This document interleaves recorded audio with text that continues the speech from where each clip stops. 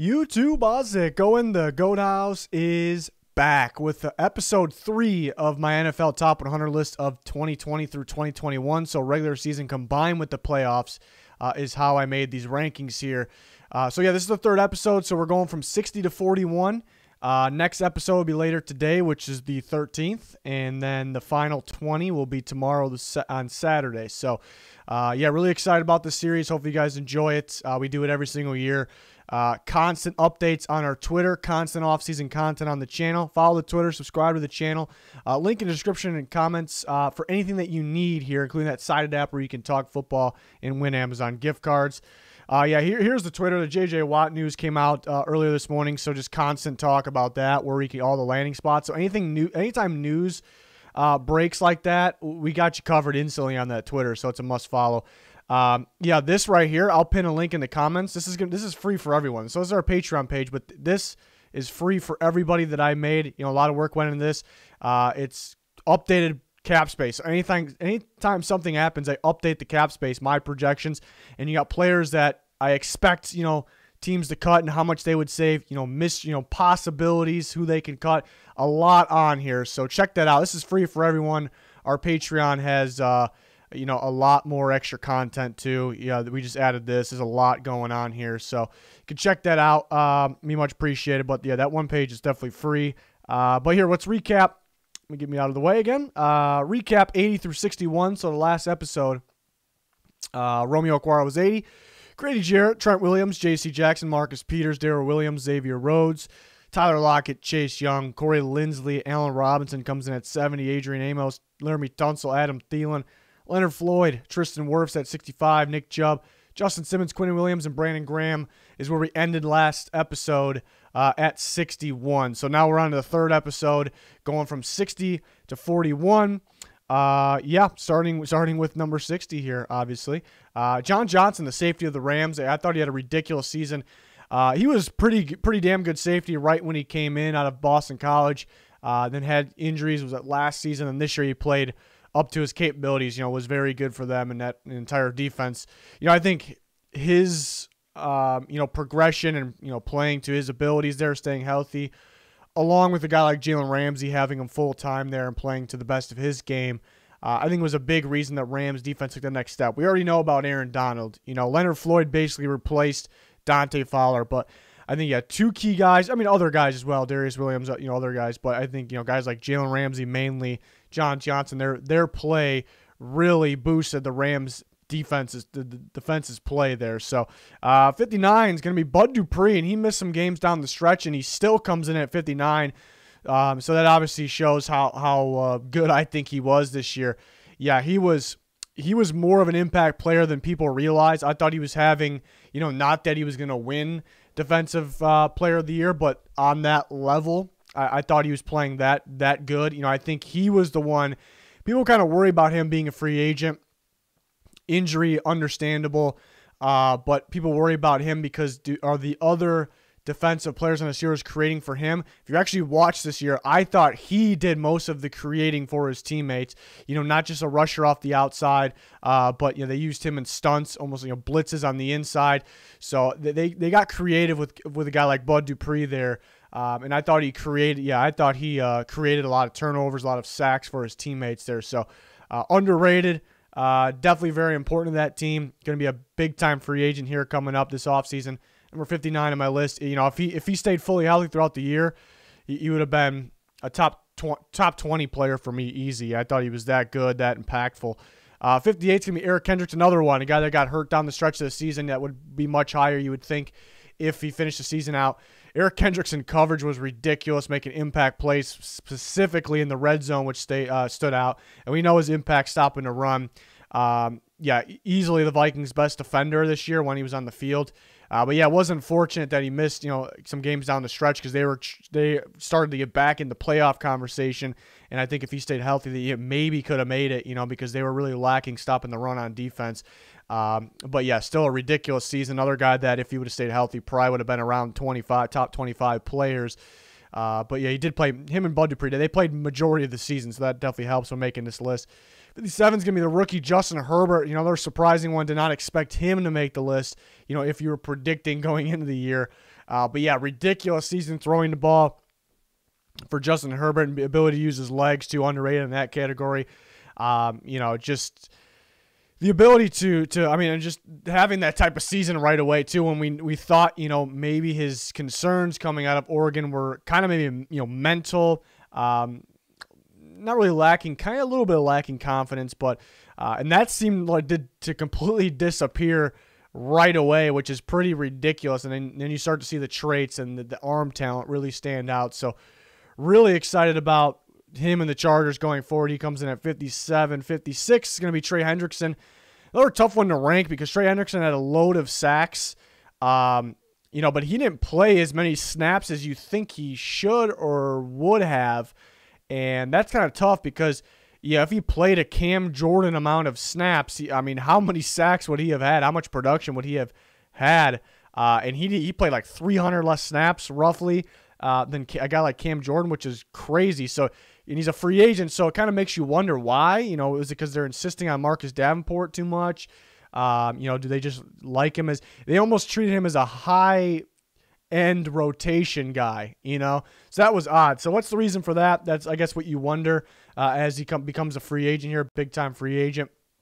But a super productive year getting after the quarterback, pretty underrated. And the main reason he's underrated is because, he's almost viewed as like a rotation guy.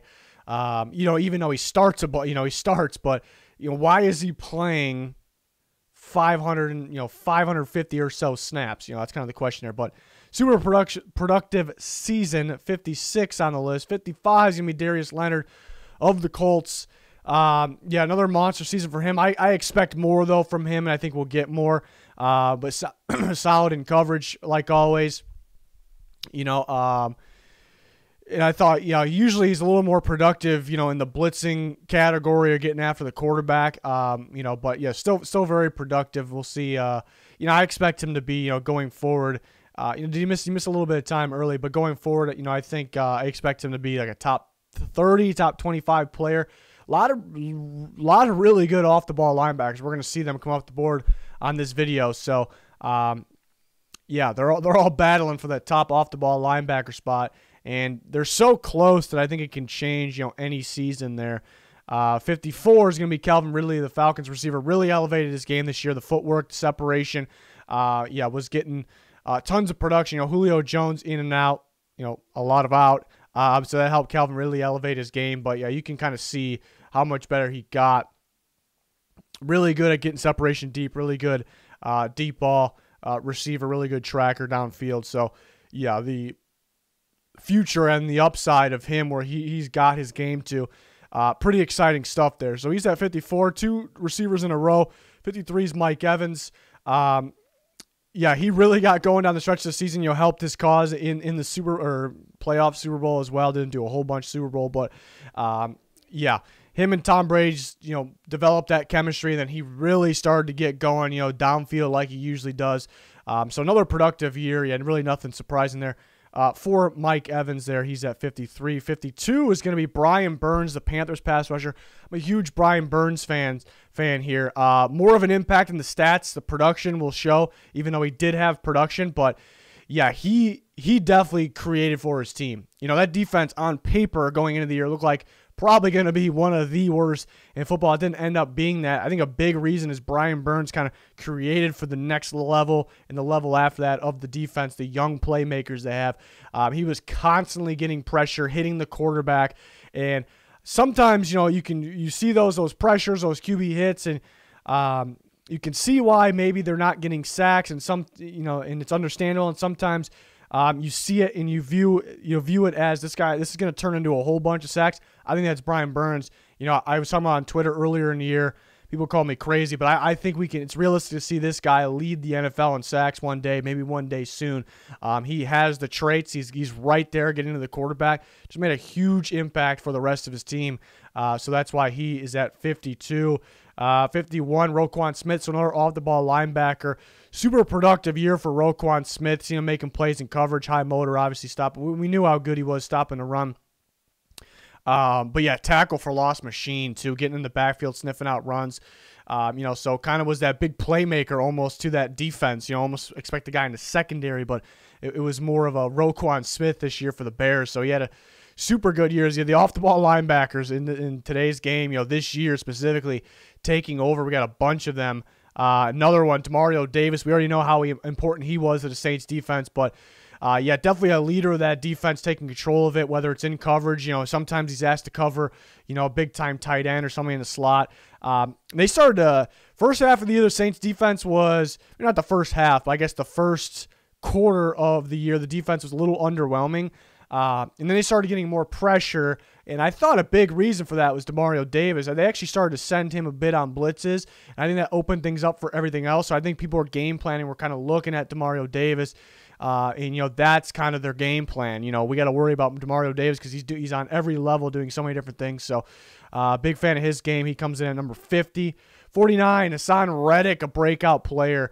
Another one that maybe we didn't predict to be on this list going into this year, so really excited about that. Yeah, I always tell the story a lot on Twitter. I had a first-round grade on Hassan Reddick coming out of Temple as an edge rusher. The Cardinals draft him. Cool. And then they switch him to inside linebacker. Not cool. Not where he belongs.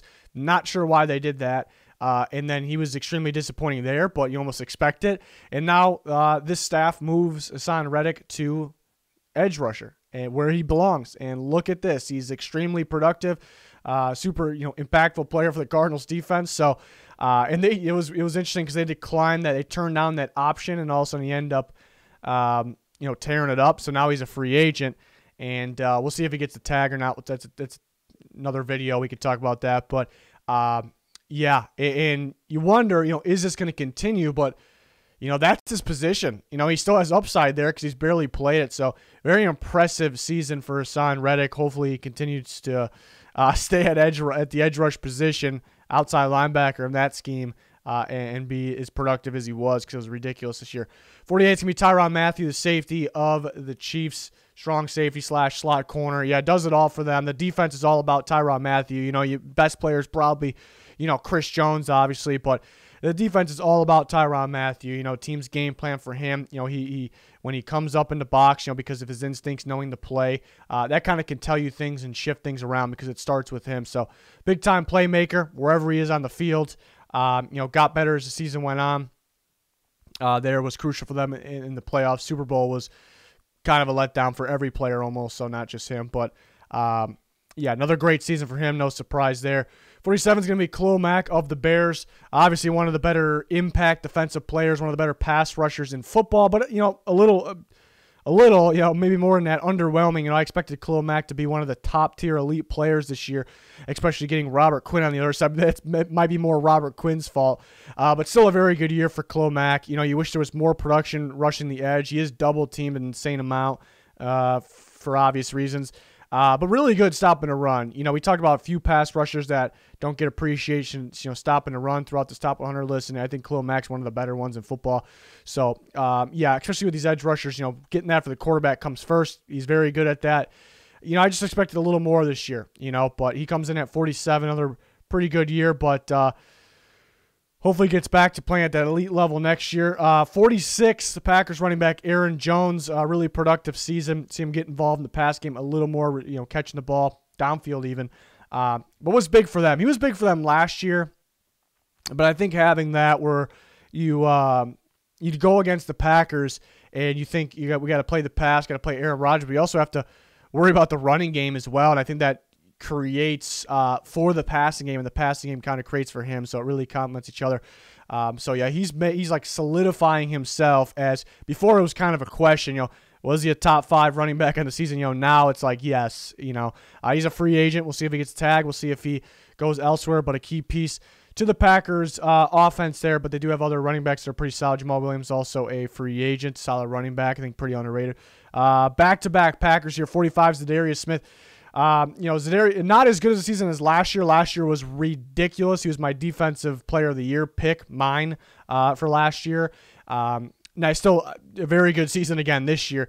Zadarius Smith is just one of my favorite players in football just because, I think he's underrated. But the impact that he makes, how he creates for the rest of the team is ridiculous, the amount that he does. Another guy that's going to rush from the edge, rush from the inside, who will line on the line inside, almost as an inside linebacker position sometimes. He does everything. And the game plan is fully on Darius Smith. When teams watch the tape, like they got to focus on Darius Smith, and he creates for the rest of the team. And he did, he did more of that last year, and players did more around him last year. So teams were starting to figure out, how to game plan for this defense. But it starts with Darius Smith. I think it's at times it's a very solid defense, but I think if you take Darius Smith or that style player, which is not too many of them, away from the Packers, I think that defense has big time problems. So I think that's how important he is to that defense, and it kind of goes unnoticed. So maybe that's probably why he's one of my favorite defenders in football. But he comes in at 45, and whenever they needed like a big play, they needed the strip here, the strip sack, whatever it is, felt like it was the Darius Smith. Even though Jai Alexander was their best defensive player, I think it came up to Darius Smith, making that big-time game-changing play. 44, Duane Brown, the Seahawks left tackle. Yeah, disastrous offensive line, but Duane Brown is actually very good, even at his age. Dominant left tackle, pass protection, run blocking. You see him getting downfield still, making some big-time blocks downfield, still using that motor. So, yeah, another really good season for him. They got to get him some help. And sometimes you don't play to the best of your ability when your unit is struggling. You're as good as your unit sometimes, but not Duane Brown. He's still playing at an extremely high level there, so he comes in at 44. 43 is going to be Ryan Tannehill. Ridiculous season for him, with the Titans. And people kind of question, Ryan Tannehill's going to go back to Ryan Tannehill, which didn't really make any sense because going back to Ryan Tannehill was just injured. He was always pretty solid, so it didn't really make any sense there. But, I knew he was still going to, as long as he was healthy, he was still going to play at a pretty damn high level, and he did that. Using his legs a lot more too, and I thought that was crucial. I thought that was key there for Tannehill and the Titans, opening things up for Derrick Henry, but in the passing game, using those bootleg rollouts. So really, really consistent season, I'd say. They came up a little short there, disappointing last game. They couldn't get the run game going, so you wish Tannehill and the receivers could have done a little more there, but really good season for him. Proved some people wrong there. And number 43. 42, another Green Bay Packer, Elgton Jenkins. Maybe doesn't get enough appreciation either. Number 42. See, I do a lot of position rankings, and this really isn't a guy for position rankings because, is he going to be a top-tier guard or tackle? Because he kind of split doing both because he's more of a guard, but when a guy got hurt at tackle, what are we going to do? We're going to put Elgton Jenkins out there. So this is one for a top 100 list where it really doesn't matter about position. You got to respect the hell out of that. Tackle goes down, we're going to put him at right tackle, whatever it may be. Move him around the line. Dominates that guard too. See, I know Aaron Donald maybe wasn't 100%. He dominated Aaron Donald. He dominated him in that playoff game. Was a big reason Packers won that game. So, yeah, very, very good season on top of showing his versatility there. So, crucial piece to the Packers offense team, maybe in general, and a good find for them. And then number 41, the last one for this episode, it's going to be DeForest Buckner, the Colts defensive tackle. Huge addition, instant impact guy. He made the entire defense better. You got to credit coaching as well and some other players throughout the levels of the defense. But I thought Buckner made it that much better because they don't really have the best edge rushers. Justin Houston's still pretty damn good. But I think he kind of helped them, getting that interior pressure. Interior pressure allows those guys on the outside to get, more sacks. So interior pressure it might be the one of the, quarterback play people look at, protecting the quarterback. But if we're looking at specifics, I think interior pressure is it's just such a game changer. It's so important if you can find it. And Buckner showed where your defense can go to with adding that. So he comes in at 41. We're starting to see how good. DeForest Buckner's a damn good player. So there's a lot of really good players here. Even here, a little over middle of the list here. So really excited to keep going on with this. We got 40 through 21 next, and then we got the top 20. So really excited about that. We're going to see what I got coming up in the next episode, obviously. And, I'm sure I'll get bashed in the comments. But we're having a good time. We're having fun. Just go ahead and smash that like button if you enjoyed. Subscribe to the channel. Full NFL. I was saying NFC. NFL off-season. I was mixing NFL and off-season with one there. Content here, so you're going to want to subscribe. Check out that Twitter. Constant talk there. yeah, link in the description, comments for anything that you need. That's going to do it for this one. Now, thanks for watching. Goodbye.